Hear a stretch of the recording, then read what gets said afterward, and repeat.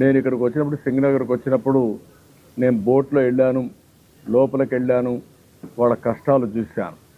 ఆ కష్టాలు చూసిన తర్వాత నాకు అనిపించింది ఇక్కడి నుంచి పోవడం కరెక్ట్ కాదు. ఇక్కడే ఉండి మళ్ళీ వాళ్ళకు న్యాయం జరిగిన తర్వాత వాళ్ళలో ఒక నమ్మకం కలిగించి నేను ఇక్కడి నుంచి వెళ్ళాలనే ఉద్దేశంతోనే నేరుగా కలెక్టరేట్కి వచ్చాను. ఈరోజు రేపు నేను ఇక్కడనే ఉంటా. ఇక్కడి నుంచే నేను వస్తానే హోమ్ మినిస్టర్తో కూడా మాట్లాడాను, అమిత్ షా గారితో మాట్లాడాను. మొత్తం సిచ్యువేషన్ అంతా బ్రీఫ్ చేశాను. ఇమ్మీడియట్గా హోమ్ సెక్రటరీకి ఆదేశాలు ఇచ్చారు.